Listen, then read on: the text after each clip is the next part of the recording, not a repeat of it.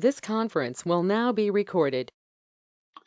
Good evening and welcome to the Inspirational Bible Study Ministry. This is Minister Jerry Spencer from Bank Street Memorial Baptist Church in Norfolk, Virginia. Welcome to another study of the Word of God.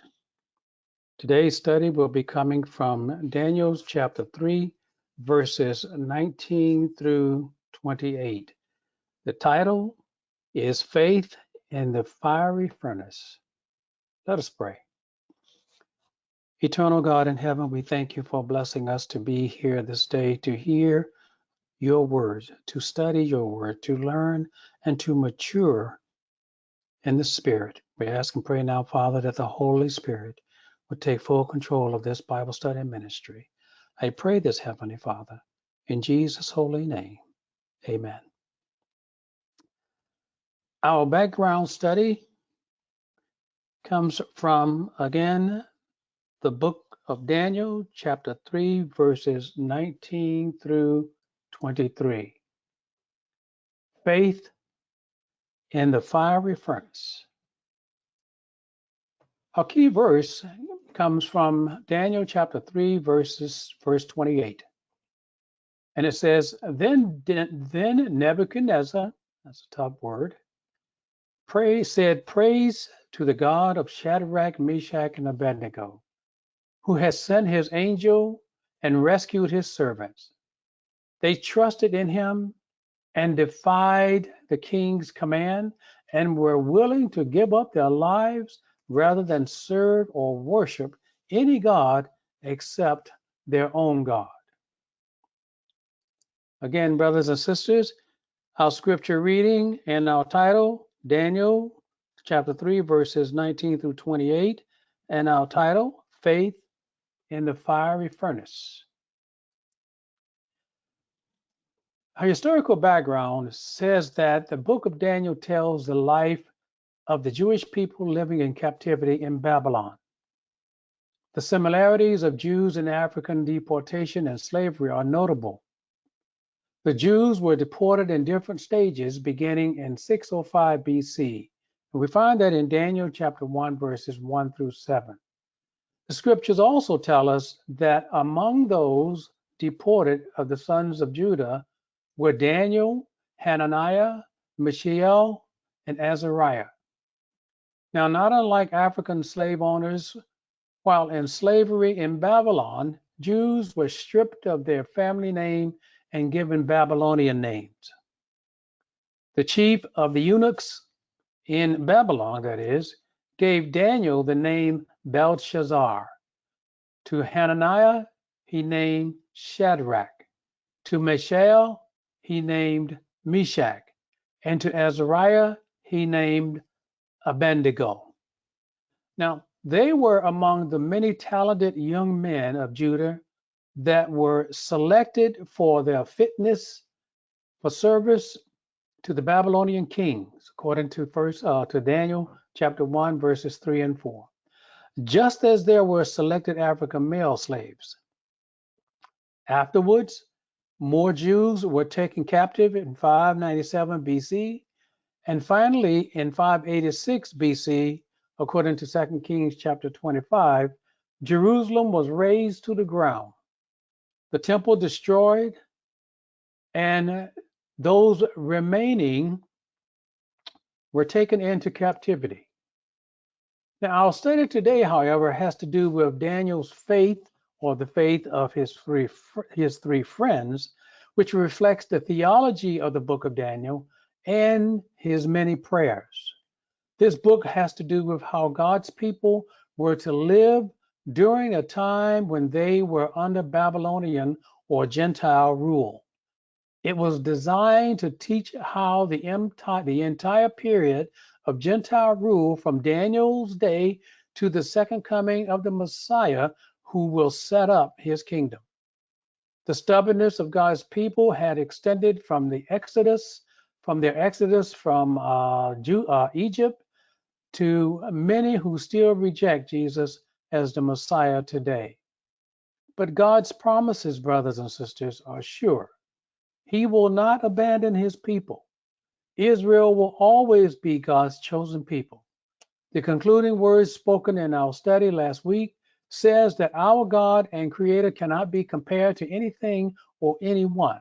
He is not like anything, nor is there anything created equal to him. This includes angels.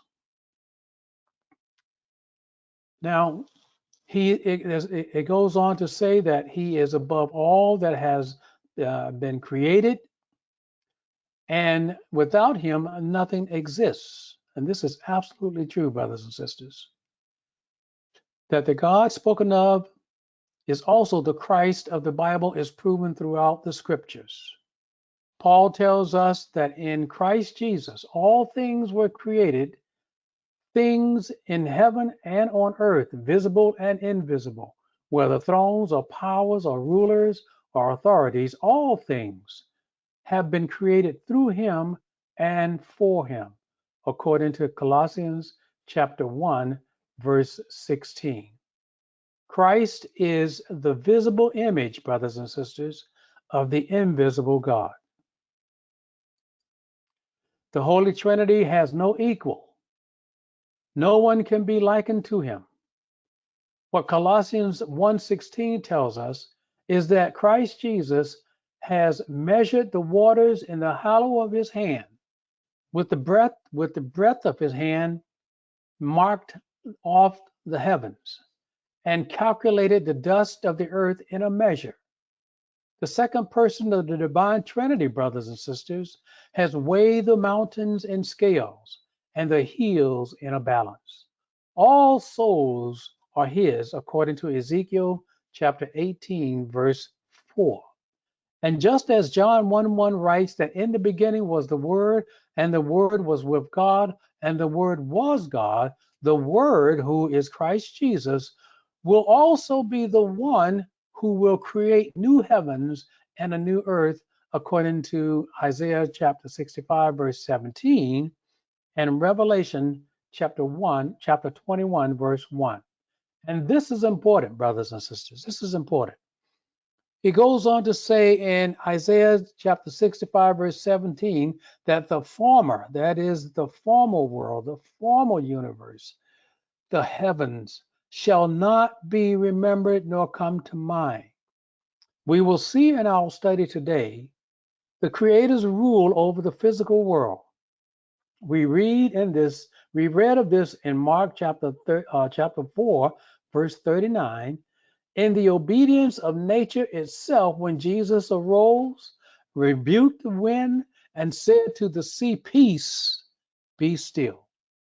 And the wind ceased, and there was a great calm. We see God's power again when he fed about 5,000 men, besides women and children, with only 5 loaves of bread and 2 fishes. These are but small examples, friends, of the power of the God that we serve when dealing with nature and miracles. And if you want to see real power, look up at the sky at night and see God's handiwork. So to keep flames of fire from harming our friends in our study today and shutting the mouths of lions in our next study are all but a small matter when it comes to our Creator. This takes us to our study.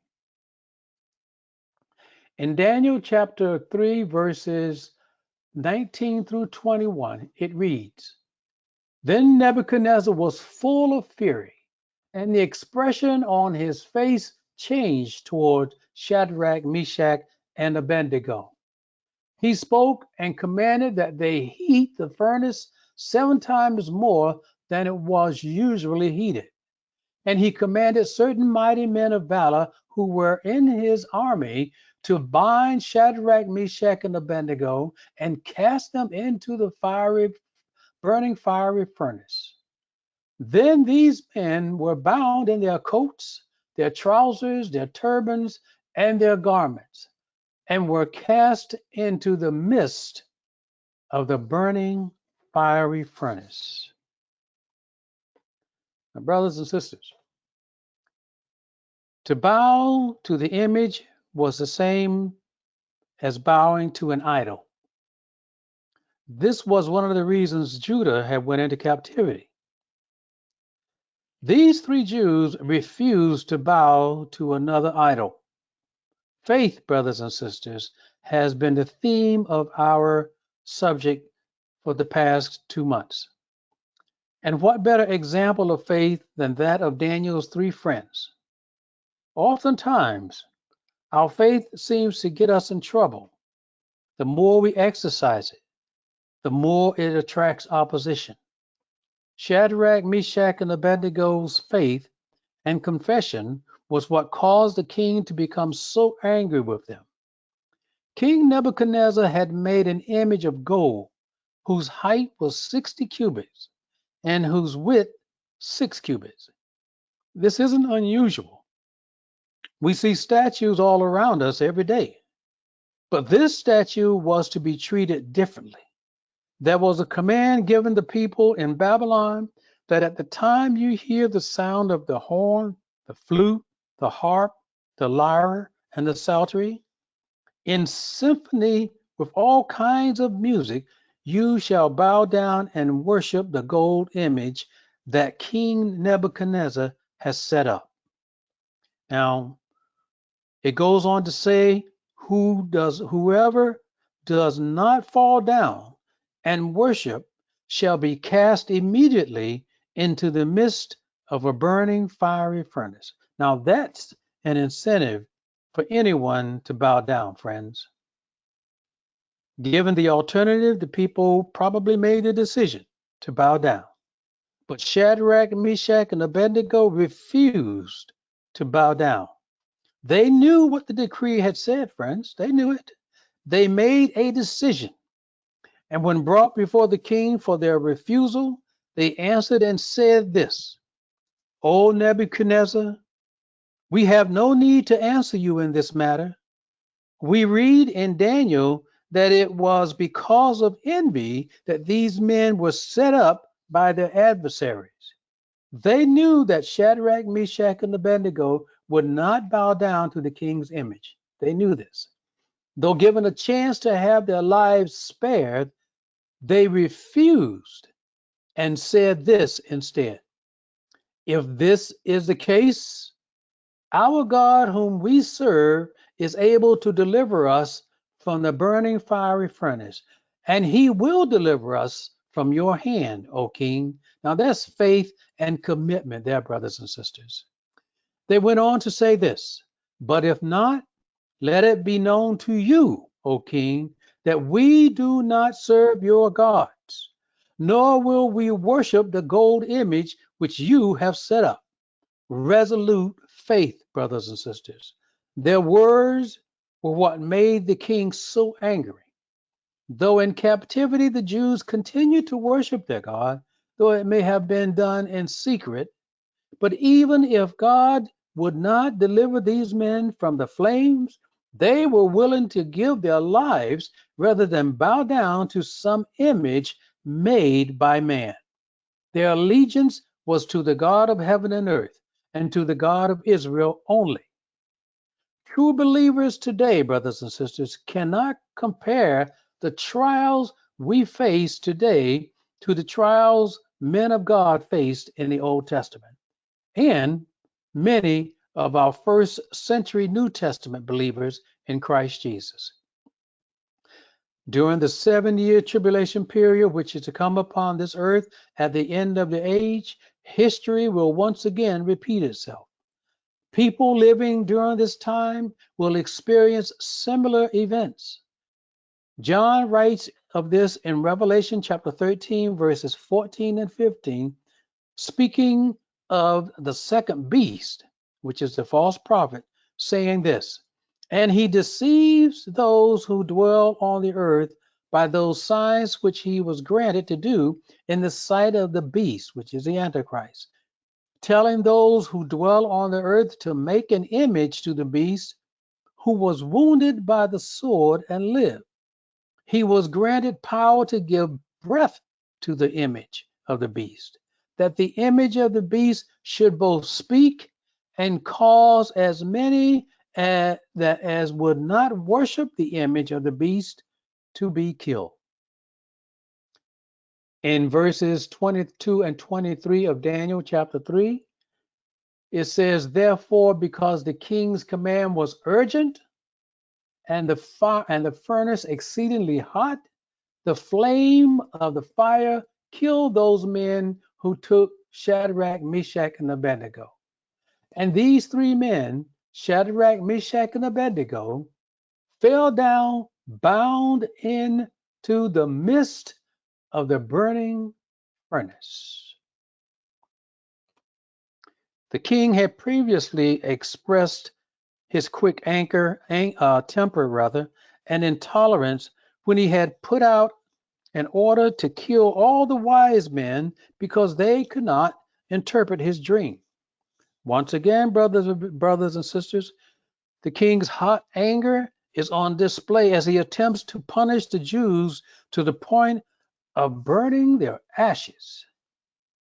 But in the words of the psalmist, the eyes of the Lord are upon the righteous, and his ears are open to their cry. Psalm chapter 34, verse 15. In Daniel chapter 3, verses 24 and 25, it reads, then King Nebuchadnezzar was astonished, and he rose in haste and spoke, saying to his counselors, did we not cast three men bound into the midst of the fire? They answered and said to the king, true, O king. Look, he answered, I see four men loose, walking in the midst of the fire, and they are not hurt. And the form of the fourth is like the Son of God, or as the king would say in that day, like a son of the gods.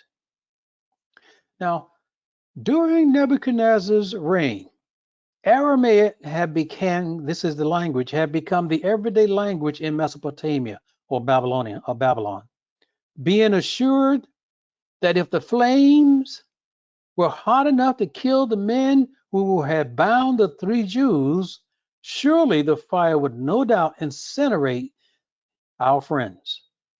But again, we see where the God of creation overrules that which he has created. The Lord wanted to make a point to the king that he would never forget.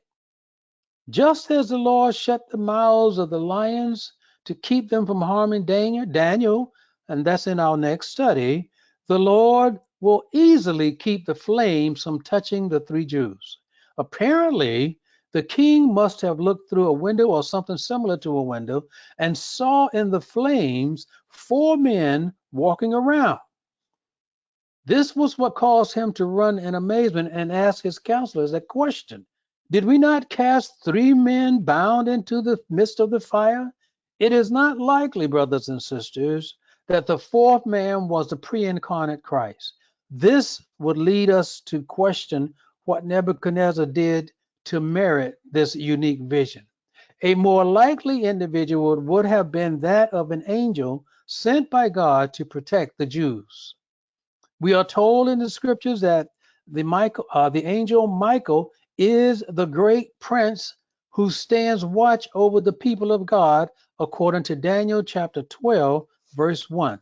He may have been that fourth individual. For even the king Nebuchadnezzar said that he was an angel in verse 28.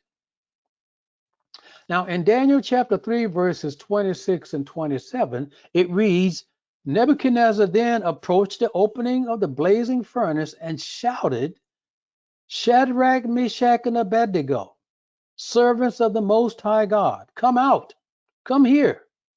So Shadrach, Meshach, and Abednego came out of the fire, and the satraps, the prefects, the governors, and royal advisors crowded around them.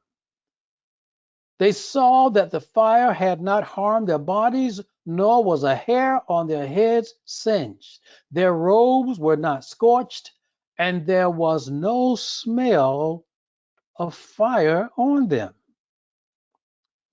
Now, from a man's perspective, this was nothing less than a miracle, brothers and sisters. Knowing the physics behind fire, how could these men be engulfed in flames and yet not be touched by it? And if you notice, 3 men came out of the fiery furnace, not 4. So the question will always be, what happened to the 4th man that was walking around? At any rate, what we see is this. Only by the power of the Most High God, the God of Shadrach, Meshach, and Abednego, was this possible, brothers and sisters. There is no other explanation. The fact that not one hair on the men's heads was singed, nor a thread of their clothing burned, was a testimony to God's divine protection, a testimony to God's absolute power and control over natural forces, especially when we contrast it to the men who actually died from these same flames as they threw the 3 Jews into the furnace. And so, as we end our study for today, we find our last verse, verse 28 says this: Then Nebuchadnezzar said, Praise be to the God of Shadrach, Meshach, and Abednego, who has sent his angel and rescued his servants. They trusted in him and defied the king's command and were willing to give up their lives rather than serve or worship any god except their own God. Even Nebuchadnezzar, brothers and sisters, even Nebuchadnezzar had to acknowledge that there must have been an angel among the 3 Jews in the furnace. And that angel's job, mission, whatever you want to call it, was to protect those 3 men. And his words and the king's words were in essence a testimony that the God of Israel is the God of all. He had seen with his own eyes a miracle that only the God of creation could have done. None of the idols of Babylon, whom the king and the Egyptians and the kings and the Babylonians worship, had power, obviously because they were but stone and wood made from man's hand. Though the king had witnessed this miracle, his heart did not turn to God, to the God of the Jews, but instead he continued worshiping the gods of Babylon. But we find in Daniel chapter 34, chapter 4 rather, verses 34 through 37, that he did in fact turn to worship the Most High God. Faith, brothers and sisters, is the key.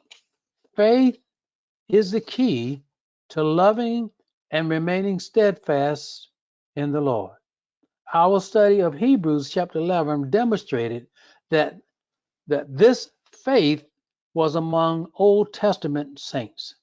Faith takes us takes us through the storms of life. Love for Christ Jesus strengthens our faith. Faith gives us hope and confidence in things not seen.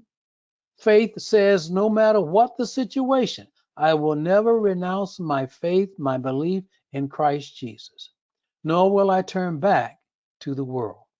By faith, thousands upon thousands have accepted martyrdom rather than renounce Christ as Savior. The faith of these 3 Jews benefited many who were in captivity in Babylon. This same faith today in our Lord and Savior Jesus Christ has also benefited many who have heard the gospel and believed, and their souls have been saved. To die for Christ is limited to the body only. Remember the words of the apostle: to be absent from the body and to be present with the Lord. So when the child of God departs the body, they stand in the presence of the Savior, according to 2 Corinthians chapter 5, verses 6 through 8. That ends our study for today, brothers and sisters. I pray that this study has been a blessing to you, and I pray that we will meet each other again next week. Let us pray. Oh, Heavenly Father, we thank you for your word because we know that your word is truth. We give you the praise and the glory, Father, Son, and Holy Spirit. And we thank you for your word. We pray that it will strengthen us. In Jesus' holy name I pray. Amen. That ends our study for tonight, brothers and sisters. Have a blessed and wonderful day. Amen.